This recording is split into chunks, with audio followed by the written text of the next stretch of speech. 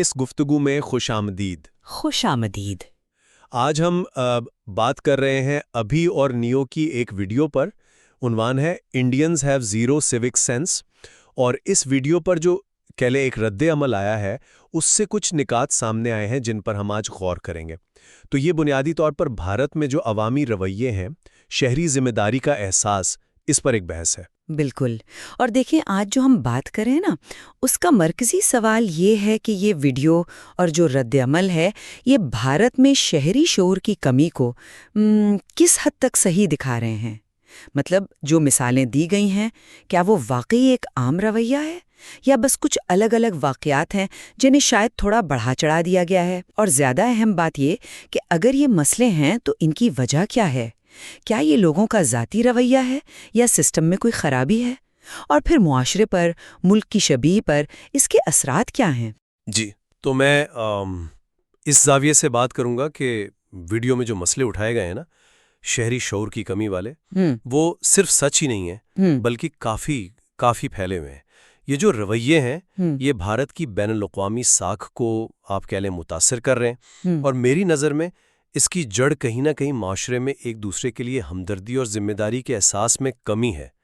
جب ہم پاکستان سے موازنہ کرتے ہیں تو ہمیں اپنے ہاں بھی مسائل نظر آتے ہیں، لیکن شاید کچھ چیزوں کا پیمانہ مختلف ہے۔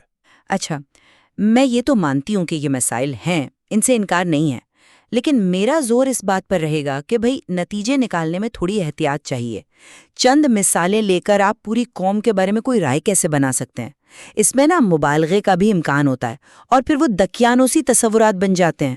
اور مثبت چیزیں بھی تو ہیں، جیسے ناگالینڈ کی مثال دی گئی، وہ دکھاتی ہے کہ مختلف رویے بھی ممکن ہیں۔ تو میں تھوڑا ویڈیو کے بیانیے پر اور جو حل بتایا گیا ہے نا کہ لوگوں کو سر عام شرمندہ کیا جائے، اس پر بھی کچھ سوال اٹھاؤں گی۔ جیسے پارک ہیں، سڑکیں ہیں، ان کا ذمہ داری سے استعمال کرنا، اور یہ سمجھنا کہ بھئی میں جو کر رہا ہوں اس کا باقی سب پر کیا اثر پڑے گا۔ ابھی اور نیو کی ویڈیو اور رد عمل میں جو مثالیں ہیں نا وہ اسی حوالے سے دیکھنی چاہیے، جیسے آگرہ میں وہ سیاحوں پر پتھر پھینکنے والا واقعہ، یا وہ ایئر بی این بی والا قصہ کہ مہمان نے کچرا دیا اور چوکیدار نے بس باہر پھینک دیا، یا ہولی پر وہ جاپانی لڑکی کے ساتھ جو ہوا۔ یہ چھوٹی باتیں نہیں ہیں، یہ ایک ذہنیت دکھاتی ہیں کہ بھئی دوسرے کی سہولت، اس کی عزت، اس کے احساسات وہ اہم نہیں ہے۔ میں آپ کی بات سمجھ رہی ہوں کہ شہری شعور کا مطلب وسیع ہے، اور یہ واقعات جو آپ نے گنائے یقیناً بہت افسوسناک ہیں، لیکن میرا سوال وہی ہے، کیا یہ واقعی ایک غالب ذہنیت ہے، یا یہ ایسے واقعات ہیں جو اپنی نوعیت کی وجہ سے زیادہ شور مچاتے ہیں، زیادہ نظر آ جاتے ہیں؟ جیسے ماخذ میں ہی پٹایا والے واقعے کا ذکر ہے، یاد ہے کہ ایک ہجوم کو غلطی سے بھارتی سمجھ لیا گیا پر وہ تو بنگلہ دیشی نکلے۔ اب یہ واقعہ بتاتا ہے کہ پہلے سے اگر کوئی تاثر بنا ہونا تو غلط فہمی کتنی آسانی سے ہو سکتی ہے، اسٹیریوٹائپنگ کا خطرہ کتنا زیادہ ہے۔ تو کیا ہم یہ کہہ سکتے ہیں کہ ایئر انڈیا کی شکاگو فلائٹ میں ٹوائلٹ خراب ہوئے تو یہ تمام بھارتی مسافروں کا قصور تھا، یا یہ کچھ لوگوں کی غیر ذمہ داری تھی جسے سب پر ڈال دیا گیا؟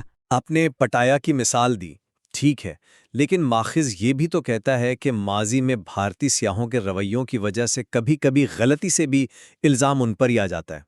تو یہ خود ایک مسئلہ ہے نا کہ ایک منفی تاثر بن چکا ہے۔ جہاں تک نمائندگی کا سوال ہے، دیکھیں میں یہ نہیں کہہ رہا کہ ہر ایک بھارتی شہری ایسا ہے، ظاہر ہے ایسا نہیں ہے، لیکن ان واقعات کی تعداد اور جس طرح یہ بار بار ہوتے ہیں وہ ایک رجحان تو دکھاتے ہیں۔ یہ صرف چند الگ تھلگ واقعات نہیں، آپ روزمرہ زندگی میں دیکھیں، ٹریفک قوانین کو توڑنا، ہارن کا غلط استعمال، پبلک جگہوں پر کچرا پھینکنا، لائن توڑنا، یہ چھوٹی چھوٹی چیزیں مل کر ایک بڑی تصویر بناتی ہیں۔ وہ لندن والی بات کہ کچھ علاقوں میں پان کے نشان ہیں، جرمانے بھی ہیں، پھر بھی لوگ باز نہیں آتے، یہ دکھاتا ہے کہ عادت کتنی پکی ہے، اور یہ چیزیں باہر ملکوں میں بھارت کی امیج خراب کرتی ہیں، سیاحت پر اثر پڑتا ہے۔ اور وہ جو ایک جنون سا ہے غیر ملکیوں کے ساتھ سیلفی لینے کا، وہ بھی اسی طرح کی کہہ لیں عدم حساسیت ہے۔ میں سمجھ رہی ہوں کہ آپ ان واقعات کے تسلسل اور مجموعی اثر کی بات کر رہے ہیں، لیکن کیا ہم تصویر کا دوسرا رخ بالکل ہی نظر انداز کر رہے ہیں؟ وہ مثال جو ماخذ میں ہے کہ امیر پڑھے لکھے لوگ کانسرٹ کے بعد سارا کچرا وہیں چھوڑ گئے، اس سے کیا پتہ چلتا ہے؟ کیا یہ نہیں کہ مسئلہ صرف کسی ایک طبقے، معاشی یا تعلیمی سے جڑا ہوا نہیں ہے، یا یہ کہ مسئلہ زیادہ گہرا ہے؟ شاید ثقافتی عادتیں ہیں یا ایک اجتماعی لاپرواہی؟ اس مثال سے تو یہی لگتا ہے کہ ہمیں اسے کسی خاص طبقے پر نہیں ڈالنا چاہیے۔ اسٹیریوٹائپنگ وہ دونوں طرف سے خطرناک ہے۔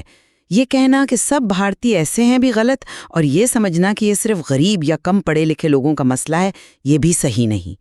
اور ناگالینڈ کی مثال، اسے ہمیں سنجیدگی سے لینا ہوگا۔ وہاں جو ٹریفک کا نظم و ضبط ہے وہ یہ دکھاتا ہے کہ اسی ملک میں اگر ماحول مختلف ہو، انتظامیہ مختلف ہو، تو رویے بالکل مختلف ہو سکتے ہیں۔ تو کیا مسئلہ بھارتی ہونے میں ہے یا کچھ خاص سماجی اور انتظامی حالات میں ہے؟ کے طور پر زیادہ نظر آتی ہے، جو عمومی اصول کو اور واضح کر دیتی ہے۔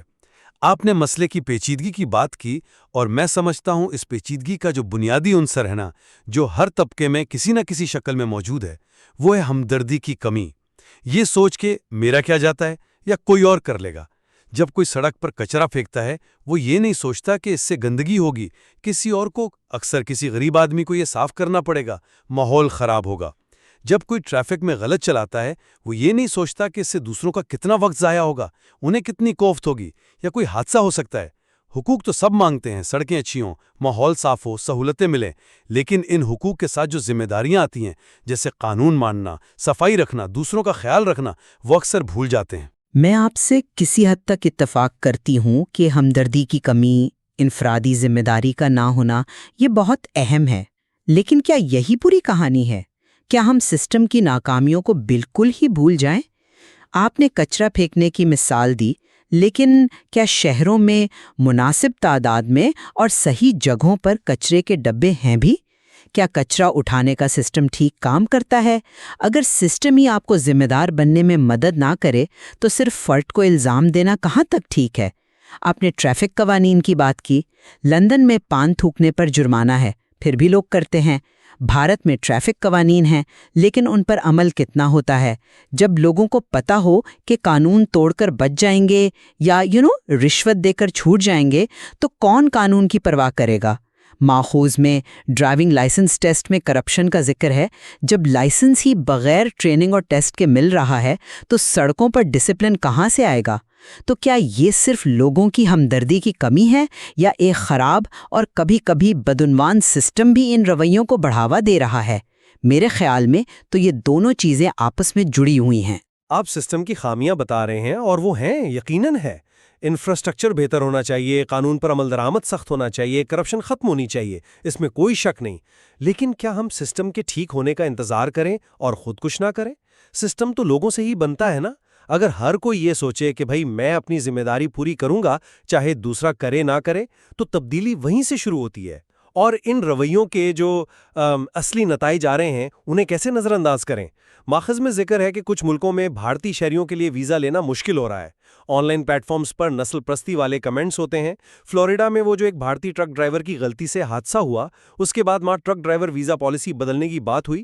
یہ دکھاتا ہے کہ چند لوگوں کے کام کیسے پوری کمیونٹی کے لیے مسئلہ بن جاتے ہیں۔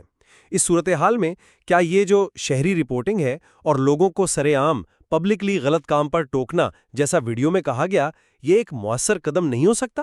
حیدرآباد میں جب وہ بس ڈرائیور غلط سائٹ سے آیا اور ویڈیو وائرل ہوئی تو پولیس نے ایکشن لیا نا۔